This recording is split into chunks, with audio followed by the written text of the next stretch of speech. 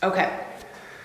Hey everybody, Coach K here again. We're in week 2 of our Spring Power 30. So last week we reviewed the importance of understanding what macronutrients are. We talked a little bit about how to use intermittent fasting to make your nutrition plan and really your schedule and your lifestyle easier. And then we also went over how to use a ketogenic diet and ketosis in a cycle so that you can stick to it and get the benefits of anti-aging, get the benefits of cellular repair, get the benefits of weight loss and fat loss, but without getting overwhelmed or harming your body by staying in ketosis for too long. And then the last thing we covered last week was understanding what the perfect diet is and really knowing that it's going to be different for everyone. You have to find something that works for you, make sure it's healthy for you, it gives you the energy and the nutrients you need to fit your goals. This week, we're going to talk about a little off of nutrition, but they do go hand in hand, understanding the exercise science behind measuring your intensity for fitness. So if you notice, sometimes you'll see on your treadmill or there's an estimate for a class saying, in this class you'll burn 600 calories. Well, what we have to keep in mind is that that is going to be different. That calorie burn will be different for every person based on their intensity. And the intensity is going to be based on what your heart rate is during the exercise. So here's how we determine exercise intensity. You can make a yoga class intense, you can make a walk very intense. It all comes down to how hard you're pushing your heart rate. So how do we figure that out? To get your max heart rate, a very simple calculation, and there's several different ways you can measure your max heart rate.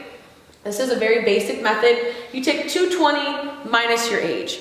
So 220 minus your age is going to give you what your max heart rate is. And just a little science behind that. 220, this number comes from supposedly, this is how fast your heart is beating when you're born. So that's your true max heart rate. At birth, your heart is pounding at 220 beats per minute. As we get older, it slows down. Okay, so 220 minus your age. So for me, I'm 35 years old. 185 beats per minute is what my max heart rate is. 185 BPM.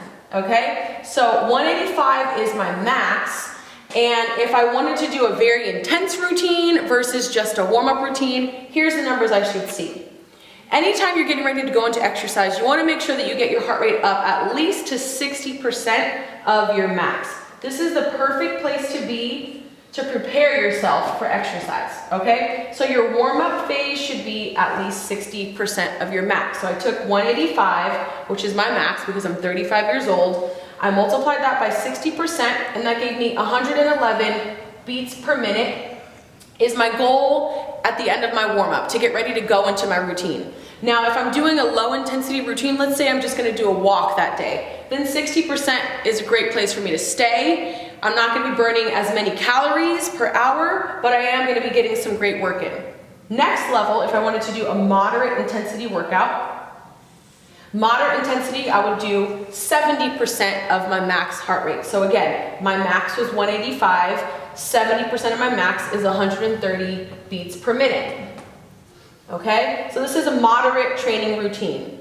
A high intensity training routine or high level is going to be 80% of my max. So 185, which is my max HR, times 80% is 148 beats per minute.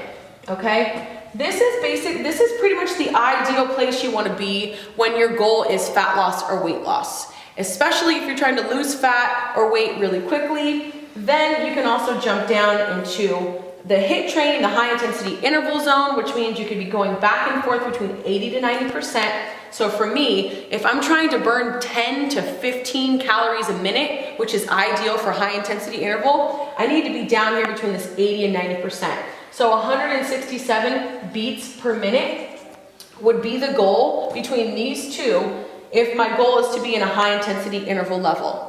Okay, so warm up, get yourself to at least 60% of your max. That's a good place to be to get ready to go into exercise. So you're not going into exercise shocking your body. Go through your mobility moves, go through your walking stretches, hop on the treadmill or the bike for 5 to 7 minutes, get your heart rate up. From there, based on your training goal, this is how you're going to calculate your heart rate. This is how you're going to figure out what your exercise, how to measure your exercise intensity. Now, as I mentioned, if you're trying to burn fat quickly and you're trying to lose weight quickly, you want to be burning anywhere from 10 to 15 calories per minute. Okay, so at the end of your 60-minute routine, you should be burning 600 calories or more. That's a high intensity routine. If you're not getting here, here's some ways to do it. Between exercises, between reps, let's say you're lifting weights, you're doing squats, you're doing lunges, and then you're gonna do push-ups and sit-ups. Rather than resting between each exercise, do 30 seconds of cardio. Rather than putting the weights down and just kind of swinging your arms around, run in place. Do 15 jumping jacks. That's how you're gonna keep your heart rate up, okay? So adding intensity has to do with moving through the exercises a little quicker. It goes through without having a break between each exercise, or you can also increase intensity by adding heavier weight. Like I said, adding cardio between each exercise. So if your goal is to lose fat fast and to lose weight fast, you gotta be kicking butt in the gym. Now, how do we get these numbers, or we have these numbers now, how do we measure these numbers during exercise? Without having to do the old school method of fingers to the artery and then pull your watch out and count, because as soon as you do that, your heart rate is gonna start dropping. You're not gonna get your true heart rate. I highly suggest purchasing a heart rate monitor. The Polar FT4 is a great place to start. It has Bluetooth, it can connect to your phone. A heart rate monitor with a chest strap. Now I know there's lots of watches out there. I think the Apple Watch says that it's taking your heart rate, but think about this. Measuring your heart rate down here at your wrist versus measuring your heart rate right next to your heart. You're gonna get two different numbers. So I highly suggest, I'm always gonna give the suggestion that you get a heart rate monitor that has a chest strap on it so that you can measure your exercise intensity. Here's your 4 training zones to choose from. Here's your calculation, how to get your max, and here's your goal for intensity level for your exercises. Until next week, take care.